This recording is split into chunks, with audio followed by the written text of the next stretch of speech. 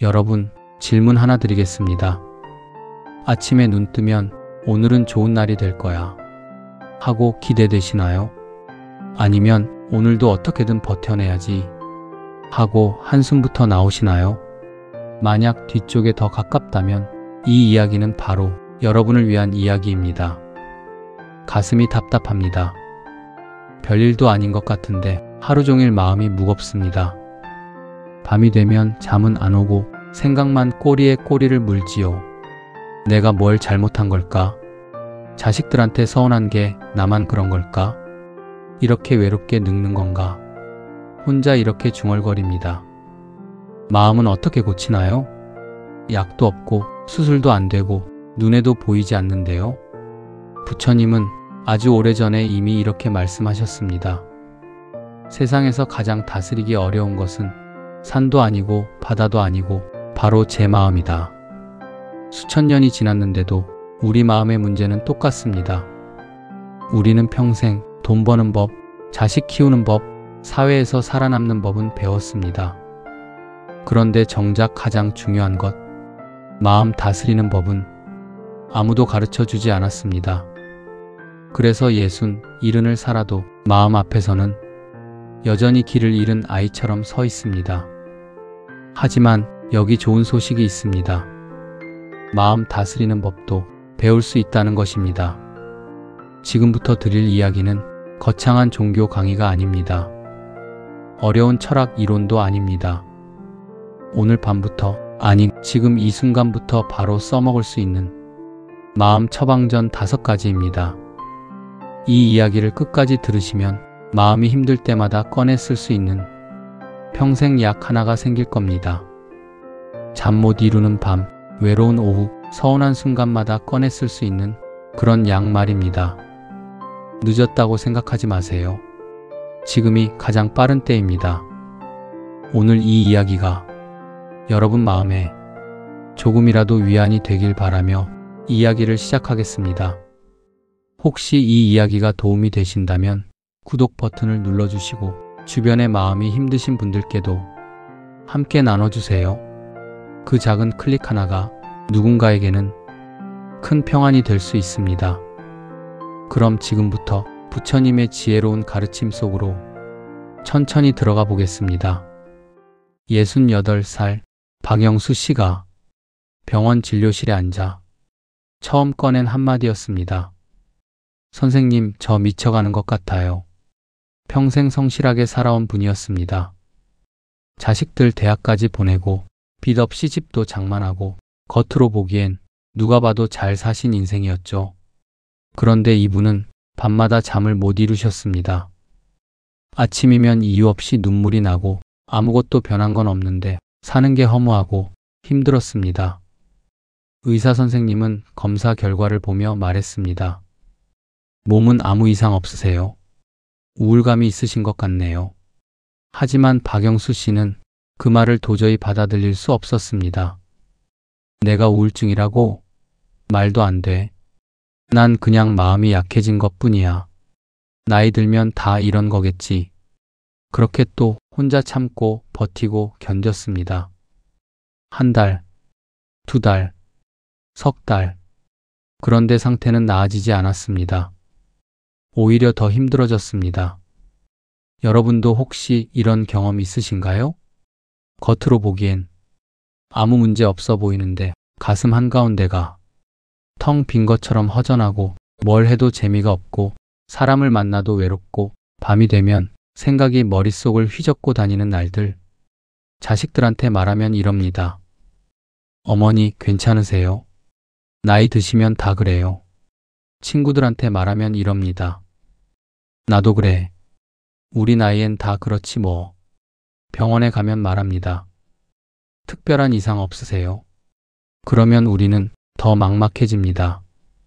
몸도 멀쩡하고 돈도 있고 자식도 있는데 도대체 뭐가 문제인 거지? 부처님은 이미 아주 오래전부터 이렇게 말씀하셨습니다. 우리가 하는 말과 행동은 모두 마음에서 나온다. 이 말을 쉽게 풀면 이렇습니다. 지금 내가 보고 있는 세상은 그냥 세상이 아니라 내 마음이 비추어 보고 있는 세상이다. 같은 비 오는 날인데 어떤 사람은 우울하다 하고 어떤 사람은 운치 있다 합니다. 비는 똑같습니다. 하늘에서 똑같이 떨어지는 물방울입니다. 그런데 마음이 다르니까 세상이 다르게 느껴지는 겁니다.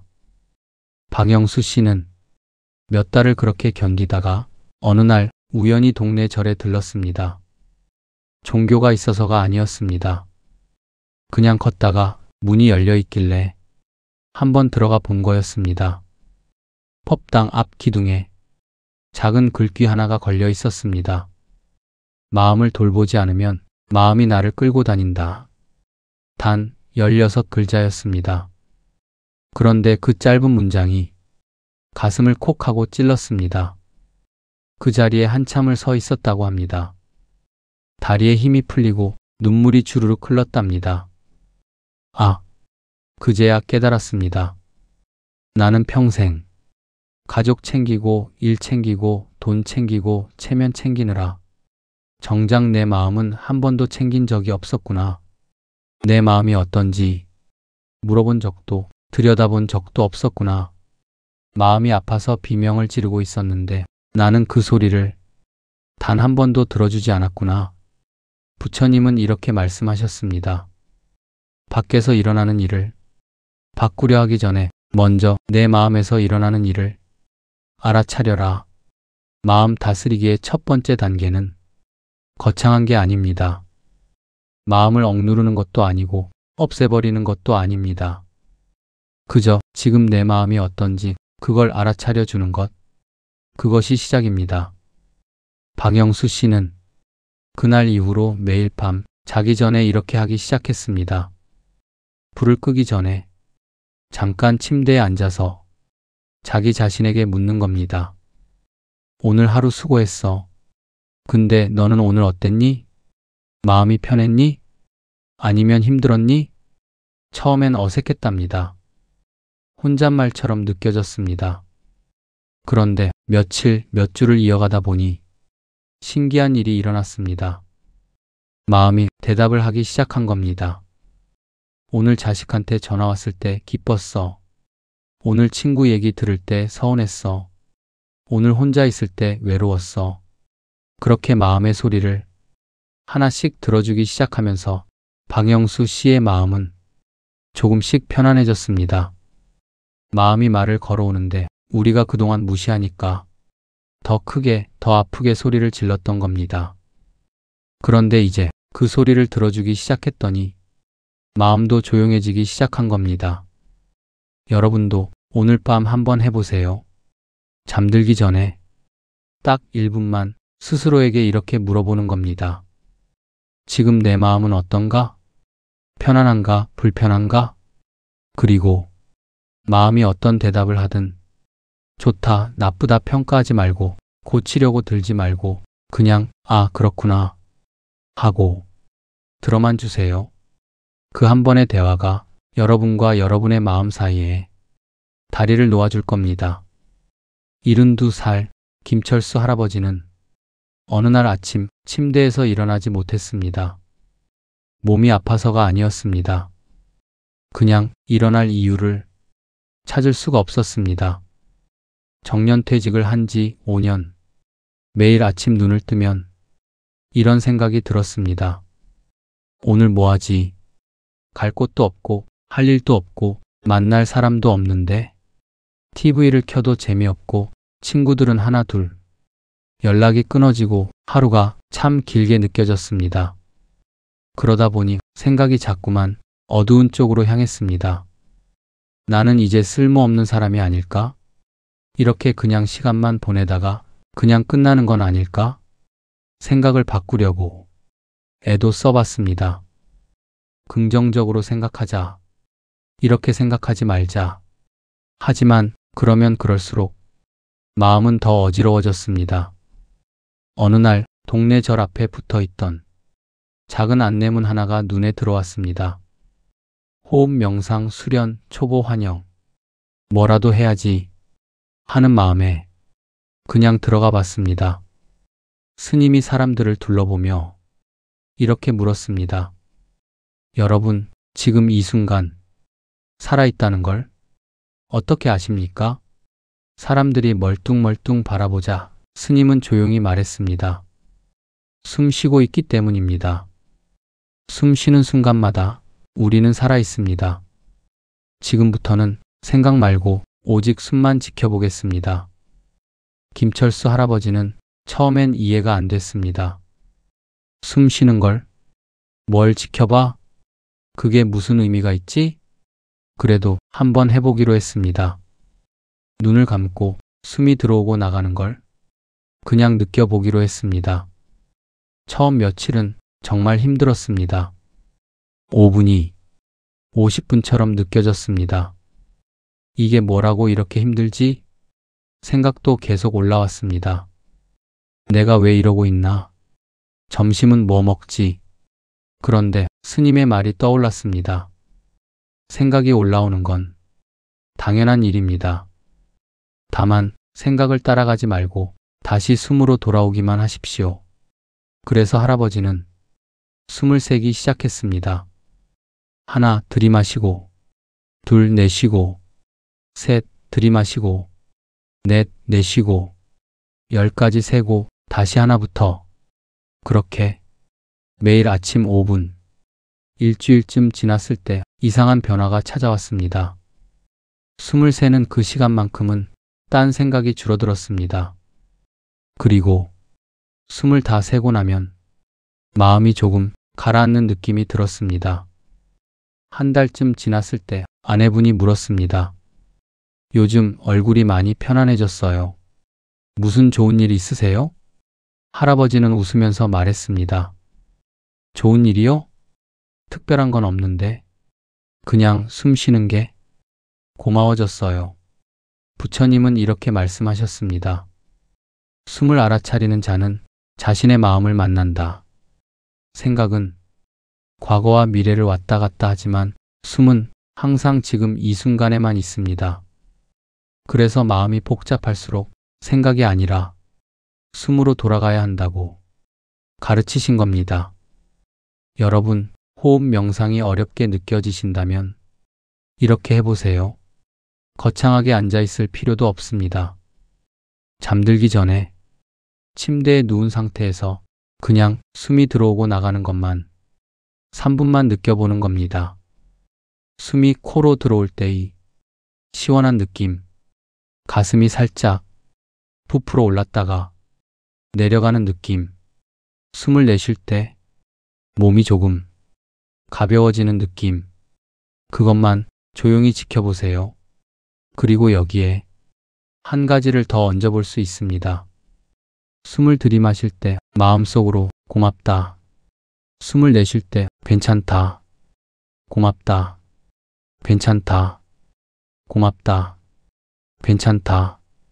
이 두 단어가 숨결을 따라 마음 깊은 곳까지 스며들면 불안했던 마음이 조금씩 가라앉는 걸 느끼실 수 있을 겁니다. 숨은 항상 여러분 곁에 있습니다. 언제 어디서든 돌아올 수 있는 작은 평화의 집입니다.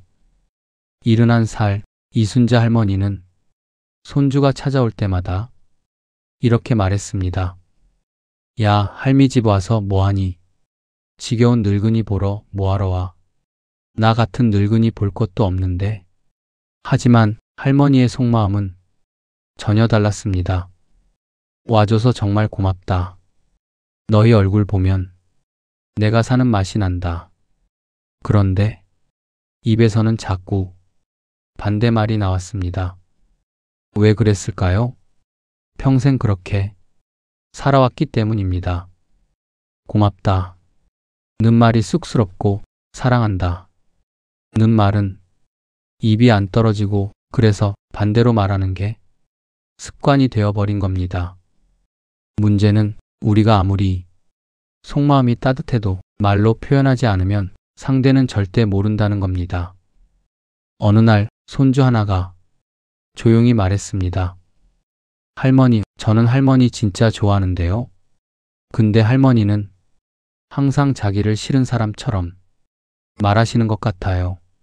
그래서 가끔 할머니가 저를 정말 귀찮아 하시는 줄 알았어요. 그 말을 듣는 순간 할머니 가슴이 쿵 하고 내려앉았습니다. 그날 밤 한숨도 못 잤답니다. 나는 사랑한다고 생각했는데 항상 반대로 말하고 있었구나. 내 입으로 내 행복을 밀어내고 있었구나. 부처님은 이렇게 말씀하셨습니다.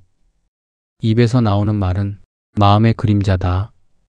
우리가 하는 말은 그냥 공기 중에 흩어지는 소리가 아닙니다. 그 말이 다시 내 귀로 들어와 내 마음을 만들고 내 인생을 칠하는 색깔이 됩니다. 나이가 들수록 입에서는 습관적인 말들이 툭툭 튀어나옵니다. 아이고 죽겠다. 이젠 이것도 안 되고 저것도 안 되네. 세상 살기 참 힘들다. 어차피 안 될 거야. 그냥 하는 말 같지만 이 말들이 쌓이고 쌓이면 내 인생을 어둡게 칠하는 붓질이 됩니다. 이순자 할머니는 다음 날부터 말을 바꾸기로 결심했습니다. 손주가 오면 이렇게 말하기 시작했습니다. 와줘서 고맙다. 너 오니까 집안이 확 밝아진다. 할미가 너희 보는 게 요즘 제일 행복하다. 처음엔 입이 잘 떨어지지 않았습니다. 쑥스럽고 오글거리는 느낌도 들었답니다. 그런데 계속하다 보니 신기한 변화가 일어났습니다. 손주들이 더 자주 오기 시작한 겁니다. 집안 분위기가 훨씬 따뜻해졌습니다. 그리고 가장 놀라운 건 본인 마음이 밝아졌다는 거였습니다. 고맙다. 는 말을 하면 정말 더 고마운 마음이 생겼고 행복하다. 는 말을 하면 정말로 마음이 따뜻해졌습니다. 말이 마음을 만들고 마음이 현실을 만들었습니다. 경전에는 이런 가르침이 나옵니다. 부드러운 말은 향기가 되어 사람을 모으고 거친 말은 독이 되어 사람을 멀어지게 한다. 부처님은 말씀하십니다. 말을 바꾸면 인연이 바뀌고 인연이 바뀌면 삶의 빛깔이 바뀐다. 우리가 하는 말 한마디 한마디가 씨앗입니다. 어두운 말을 하면 어두운 열매가 맺히고 밝은 말을 하면 밝은 열매가 맺힙니다. 오늘부터 딱 3마디만 입에 조금 더 자주 올려보세요. 괜찮다. 고맙다. 사랑한다. 아침에 일어나서 오늘도 괜찮을 거야. 밥을 먹을 때 이렇게 먹을 수 있어서 고맙다. 잠들기 전에 수고했다. 그래도 나는 내가 참 고맙다. 처음엔 어색할 겁니다. 이게 무슨 소용인가 싶을 수도 있습니다. 하지만 계속하다 보면 신기하게도 그 말이 현실이 되기 시작합니다. 부처님 말씀처럼 한마디의 말이 인연을 만들고 한마디의 말이 복을 잃게 한다. 오늘 하루만이라도 입 밖으로 나오는 말을 조금만 더 따뜻하게 바꿔보세요. 그 작은 변화가 내 마음의 색깔을 조금씩 바꿔줄 겁니다. 66살 박미숙 씨는 명절만 되면 가슴이 아팠습니다. 이웃집은 외제차가 몇 대씩 서 있고 자식들이 우르르 내려와 집안이 떠나갈 듯 시끄러웠습니다. 웃음소리가 담을 넘어 들려오고 맛있는 음식 냄새가 바람을 타고 들어왔습니다. 반면에 박미숙 씨 집은 조용했습니다. 자식들한테서 겨우 전화 한 통 걸려옵니다. 어머니 죄송한데 올해는 처가 쪽에 먼저 가야 해서요. 어머니 애들이 학원 있어서 이번엔 못 내려갈 것 같아요. 전화를 끊고 나면 창밖에서 들려오는 이웃집 웃음소리가 마치 내 가슴을 콩콩 두드리는 것 같았습니다. 나는 뭘 잘못했나? 자식 키울 때 어디서부터 잘못된 걸까? 그러면서도 마음 한구석에서는 이런 생각이 올라왔습니다. 저 집은 뭐가 그렇게 좋아서 저렇게들 모이나? 저 사람은 도대체 뭘 잘했길래 저런 복을 받는 거지? 부처님은 이렇게 말씀하셨습니다. 남의 복을 시기하면 내 복이 시든다. 우리는 평생 비교하며 살아왔습니다. 어렸을 땐 성적과 외모를 비교하고, 젊었을 땐 직장과 집, 자동차를 비교하고, 나이 들어서는 자식과 손주를 비교합니다. 저 집은 자식이 용돈을 얼마나 많이 준다더라. 저 사람은 손주들이 얼마나 자주 온다더라. 겉으로는 그래 좋겠다 말하지만 속으로는 이렇게 말합니다. 왜 나는? 왜 우리 집은? 질투는 남을 해치는 감정이 아니라 나를 갉아먹는 감정입니다. 남은 내가 질투하는지조차 모릅니다. 나만 숨막히는 마음을 안고 살게 됩니다. 그런데 이웃집이 불행해진다고 해서 내가 행복해지는 것도 아닙니다. 어느 날 박미숙 씨는 법당에서 이런 글귀를 보게 됩니다. 남의 행복을 함께 기뻐하는 마음을 불교에서는 희의 공덕이라 한다. 처음엔 이해가 안 됐습니다. 남이 잘 되는 걸 기뻐한다고 왜 내 복이 늘어나지? 그러자 스님이 이렇게 설명해 주셨습니다. 질투는 마음을 조이지만 축복은 마음을 넓힙니다. 마음이 넓어지면 복을 담는 그릇도 함께 커집니다. 그날 이후 박미숙 씨는 결심했습니다. 이웃집 웃음소리가 들릴 때마다 다르게 반응해보자. 예전처럼 가슴을 움켜쥐고 울컥하는 대신 속으로 이렇게 말하기로 했습니다. 그래, 잘됐다. 저 집도 고생 많이 했겠지. 그 복이 오래오래 가기를 바란다. 처음엔 진심이 아니었습니다. 입은 그렇게 말하는데 가슴은 아직 답답했습니다. 그래도 반복했습니다.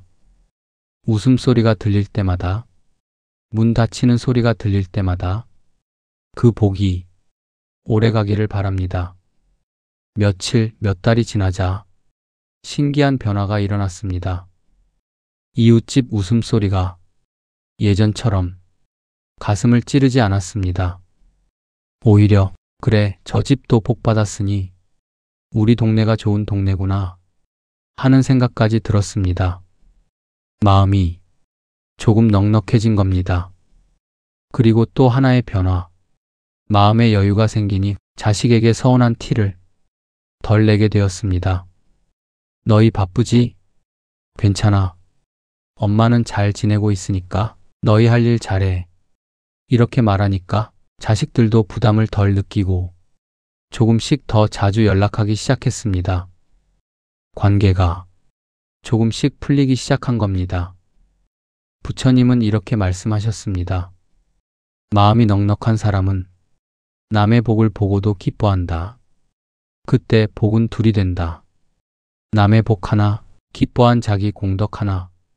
비교는 내 마음을 가두지만 축복은 내 마음을 넓혀줍니다. 오늘 혹시 누군가의 좋은 소식을 듣게 되신다면 이렇게 속삭여 보세요. 그 복이 오래오래 가기를 바랍니다. 그 기쁨이 언젠가 나에게도 알맞게 오기를 바랍니다. 그 한마디가 질투라는 독을 녹이고 내 마음을 조금 더 부자로 만들어줄 겁니다. 64살 김정혜 씨는 평생 착한 사람이라는 소리를 듣고 살았습니다. 이웃이 돈이 없다 하면 급하게 빌려주고, 친척이 보증 좀 서달라 하면 차마 거절 못하고 서주고, 자식이 사업 한번 해보겠다 하면 노후 자금까지 꺼내서 밀어줬습니다. 문제는 정작 본인이 힘들어졌을 때였습니다. 돈을 빌려간 사람은 연락이 끊기고 보증 섰던 일은 빚이 되어 본인에게 돌아왔습니다. 자식은 엄마는 그래도 도와줄 거야. 당연한 듯 더 요구했습니다. 그때서야 김정혜 씨는 깨달았습니다. 나는 착한 게 아니라 거절을 못하는 사람이었구나. 도와주고 나면 마음이 따뜻해야 하는데 늘 남는 건 허탈함과 서운함 뿐이었습니다. 왜 아무도 고맙다는 말을 안 할까? 왜 당연한 듯 받아가기만 할까? 그러면서도 또 부탁을 받으면 이렇게 말합니다. 그래, 내가 좀 손해보면 되지 뭐. 그래도 사람이 부탁하는데. 부처님은 자비를 가르치셨지만 이와 동시에 이렇게 경고하셨습니다. 지혜 없는 자비는 자신도 남도 해친다. 우리는 흔히 이렇게 착각합니다. 도와주는 건 무조건 좋은 일이다. 하지만 살다 보면 알게 됩니다. 도와줄수록 더 의존하게 되는 사람이 있습니다. 도와줄수록 더 엉망이 되는 관계도 있습니다. 늘 부탁만 하고 한 번도 나를 돌아보지 않는 사람. 내 마음은 지치는데 상대는 변하지 않을 때 부처님이라면 뭐라고 하셨을까요? 한 스님이 법문에서 이런 말을 하셨습니다. 비행기에서 산소 마스크가 떨어지면 먼저 누가 써야 합니까? 먼저 내가 써야 합니다. 내가 먼저 숨을 고르고 정신을 차려야 옆 사람도 도울 수 있습니다. 마음도 똑같습니다. 나 스스로가 완전히 지쳐 있는데 남을 도와주겠다고 무리해서 내 삶을 무너뜨리면 결국 아무도 도와줄 수 없습니다. 김정혜 씨는 그날 이후 연습을 시작했습니다. 부탁을 받으면 바로 응하지 않고 잠깐 숨을 고르는 겁니다. 이걸 들어주면 나는 어떻게 될까? 이 사람에게 진짜 도움이 될까? 아니면 그냥 기대게 만드는 걸까? 그리고 도와줄 수 없는 일이라면 이렇게 말하기로 했습니다. 미안해요. 지금의 저는 그걸 감당할 여유가 없어요. 처음엔 정말 어려웠습니다. 내가 너무 이기적인가? 나만 손해보기 싫어서 그런가? 죄책감도 들었습니다. 그런데 시간이 지나면서 신기한 일이 일어났습니다. 진짜 도움이 필요한 사람과 그냥 이용하려는 사람이 천천히 구분되기 시작한 겁니다. 관계가 정리되면서 오히려 마음이 더 가벼워졌습니다. 부처님이 말씀하신 지혜로운 자비란 내가 무너지지 않는 범위 안에서 상대가 스스로 설 수 있도록 등 뒤에서 살짝 밀어주는 것입니다. 오늘 혹시 누군가의 부탁을 거절해야 한다면 이렇게 말해도 괜찮습니다. 미안합니다. 지금은 제가 그걸 감당할 수 있는 상태가 아니에요. 그 한마디가 나를 지키고 결국에는 그 사람도 지킵니다. 거절은 싸움의 시작이 아니라 나와 너를 함께 지키는 지혜의 경계입니다. 73살 최영희 할머니는 하루 대부분을 TV를 켜놓고 지냈습니다. 드라마를 보든 말든 뉴스를 듣든 말든 일단 소리가 나야 마음이 덜 불안했습니다. 남편을 먼저 떠나보내고 혼자 지내기 시작한 지 5년. 집이 조용하면 생각이 너무 많이 났습니다. 젊었을 때 생각, 아이들 어렸을 때 생각, 남편과 싸웠던 일, 좋았던 일, 서운했던 일. 생각이 꼬리에 꼬리를 물면 눈물이 났습니다. 그래서 조용한 게 두려웠습니다. 나이가 들수록 혼자 있는 시간이 길어집니다. 자식들은 각자 바쁜 삶을 살고 친구들도 하나둘 떠나고 집안이 조용해지는 순간 가슴 속에 쓸쓸함이 스며듭니다. 그래서 우리는 말하죠. 이 나이에 참 외롭다. 그런데 부처님은 정반대의 말씀을 하셨습니다. 고요한 시간에 마음은 비로소 깨어난다. 사람이 많다고 덜 외로운 게 아니고 사람이 없어도 마음이 고요하면 평화로울 수 있다는 뜻입니다. 최영희 할머니는 절에서 열린 명상 강의를 듣게 되었습니다. 스님은 이렇게 말했습니다. 외로움은 사람이 없어서가 아니라 마음이 시끄러워서 느껴지는 겁니다. 그 말을 듣는 순간 할머니는 멈칫했습니다. 아, 나는 외로운 게 아니라 마음이 시끄러웠던 거구나. 그날 이후 할머니는 작은 실험을 시작했습니다. 하루에 딱 10분만 TV를 끄는 겁니다. 그리고 창밖을 가만히 바라봅니다. 처음 며칠은 귀가 멍멍했습니다. 조용하니까 오히려 불안했습니다. 내가 뭐 하고 있는 거지? 이 시간에 그냥 TV 켜는 게 낫지 않나? 그래도 참고 버텼습니다. 며칠이 지나자 조금씩 다른 것들이 들리기 시작했습니다. 새소리, 바람 소리, 멀리서 나는 차 소리, 이런 소리들이 원래 있었는데 내가 못 듣고 있었구나. 그리고 창밖을 바라보며 혼자 이렇게 말해봤습니다. 오늘도 잘 버텼다. 아니, 오늘도 잘 살았다. 그 짧은 인사를 매일 반복하면서 할머니는 말했습니다. 이상해요. 혼자인데 예전보다 덜 외로운 것 같아요. 부처님은 이렇게 말씀하셨습니다. 홀로 설 수 있는 자가 진정 자유로운 사람이다. 혼자 있는 시간은 벌이 아니라 나를 깊이 만나는 선물 같은 시간입니다. 사람 속에 있을 때는 다른 소리가 너무 많아서 내 진짜 마음이 잘 들리지 않습니다. 혼자 있을 때 비로소 내 마음의 목소리가 들리기 시작합니다. 오늘 밤 TV를 끄고 딱 5분만 조용히 앉아보세요. 아무것도 하지 말고 그냥 숨 쉬고 있는 자기 자신을 느껴보세요. 그리고 이렇게 한번 말을 걸어보세요. 괜찮아. 지금 이대로도 충분히 잘 살아왔어. 나는 혼자가 아니다. 나에게는 나 자신이 있다. 그 한마디가 외로움을 고요로 바꾸는 첫 걸음이 되어줄 것입니다. 오늘부터 바로 할 수 있는 마음 수행 5가지. 지금까지 우리는 부처님의 가르침을 빌려 마음을 다스리는 여러 길을 함께 걸어왔습니다. 좋은 말이네. 근데 나는 할 수 있을까? 너무 어려운 거 아닌가? 이런 생각이 드실 수 있습니다. 걱정하지 마세요. 마음 공부는 거창한 게 아닙니다.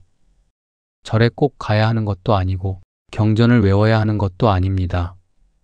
오늘 밤부터, 아니 지금 이 이야기 끝나고 바로 시작할 수 있는 아주 작은 것들입니다. 이제 오늘부터 당장 할 수 있는 작은 마음 수행 5가지를 정리해 보겠습니다. 첫째, 하루 한 번 내 마음에게 묻기. 잠들기 전에 1분만 시간을 내서 나 자신에게 묻는 겁니다. 오늘 너는 어땠니? 뭐가 좋았어? 뭐가 힘들었어? 몸이 아프면 병원에 가지만 마음이 아플 때 우리는 어디로 가야 할지 몰라서 그냥 참습니다. 매일 조금씩 내 마음에게 너 오늘 어땠어?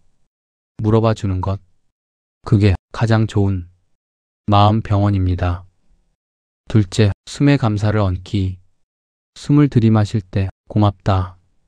내쉴 때 괜찮다. 고맙다. 괜찮다. 고맙다. 괜찮다. 이 2단어를 숨에 실어보내면 숨 하나가 기도가 되고 기도 하나가 마음을 편안하게 합니다.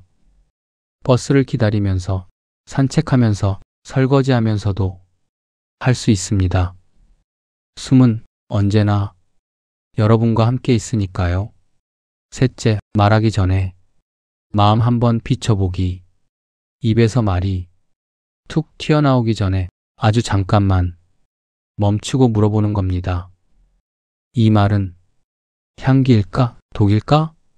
화가 나서 거친 말을 쏟아내고 싶을 때 이 말 하고 나서 내가 후회하지 않을까? 그 잠깐의 멈춤이 큰 상처를 막아줄 수 있습니다. 넷째, 비교가 올라올 때 축복으로 바꾸기. 누군가의 좋은 소식을 들었을 때 가슴이 살짝 쓰리다면 이렇게 말해보세요. 그 집에 좋은 일 생겨서 다행이다. 그 복이 오래 가길 바란다. 그리고 언젠가 나에게도 알맞은 복이 오기를 바란다. 비교는 내 마음을 조이고 축복은 내 마음을 넓혀줍니다. 남의 복을 같이 기뻐해주면 그 기쁨이 돌고 돌아 언젠가 내게도 돌아옵니다. 다섯째, 혼자 있는 시간에 나를 위한 한마디. 식탁에 혼자 앉았을 때, 창밖을 멍하니 볼 때, 거울 앞에 섰을 때 이렇게 말해보세요. 수고했다.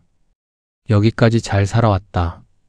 우리는 평생 남들에게는 수고했어, 잘했어 말하면서도 정작 자기 자신에게는 그 말을 잘 안 해줍니다. 이제부터라도 조금씩 해주세요. 그 한마디가 지금까지의 세월을 따뜻하게 안아주는 가장 좋은 위로가 됩니다. 이 5가지를 한 번에 다 하려고 하면 부담이 됩니다. 그러니 오늘은 하나만, 내일은 또 하나만 천천히 조금씩 해보세요. 중요한 건 완벽하게 하는 게 아니라 꾸준히 하는 것입니다. 하루 1분이라도 좋습니다. 그 1분이 쌓이고 쌓이면 인생이 달라집니다. 부처님은 이렇게 말씀하셨습니다. 천리 길도 한 걸음부터다. 어느 할아버지는 이 5가지를 한 달 동안 실천하고 나서 이렇게 말했습니다. 신기해요. 하나도 변한 게 없는데 모든 게 달라 보여요. 세상은 그대로인데 제가 달라졌어요.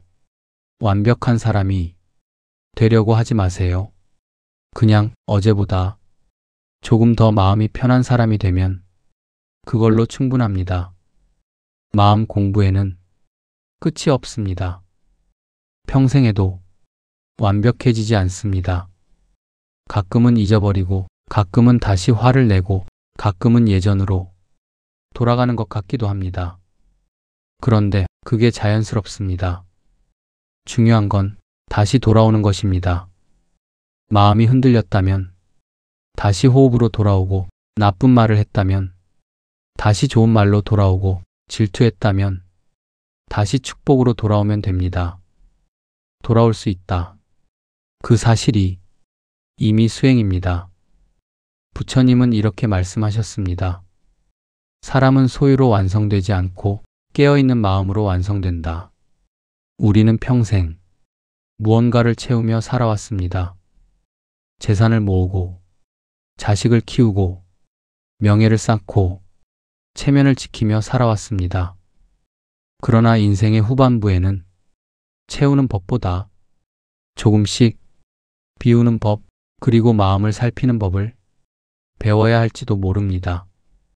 오늘 이 이야기를 여기까지 들어주셨다는 건 지금 이 순간 여러분이 자신의 마음을 조용히 들여다보고 계시다는 뜻입니다. 그것만으로도 이미 큰 수행입니다. 오늘 하루만큼은 스스로에게 이렇게 속삭여 보세요. 나는 지금 이대로도 충분히 괜찮다. 나의 삶은 여전히 피어나고 있다. 나는 혼자가 아니다. 부처님의 가르침인 이 우주의 자비가 늘 나와 함께 있다. 그 한마디가 오늘 밤 여러분을 조금 더 편안하게 잠들게 해줄 것입니다. 여기까지 함께 해주셔서 진심으로 감사합니다. 이야기 중에 가장 마음에 남았던 부분이 있다면, 나도 이런 경험이 있다, 공감되는 부분이 있었다면 댓글로 함께 나눠주세요. 여러분의 이야기가 또 다른 누군가에게 큰 위로가 될 수 있습니다. 그리고 이 영상이 조금이라도 도움이 되셨다면 좋아요와 구독, 알림 설정 꼭 부탁드립니다. 여러분의 작은 클릭 하나가 인생사색관이 더 많은 분들께 마음의 평안을 전하는 큰 힘이 됩니다. 다음 영상에서는 부처님이 알려주신 복 받는 사람의 7가지 습관에 대해서 이야기 나눠보겠습니다. 기대해 주세요. 오늘도 평안하시길 바랍니다. 여러분의 마음에 언제나 고요와 평화가 함께하길 기도드립니다. 감사합니다.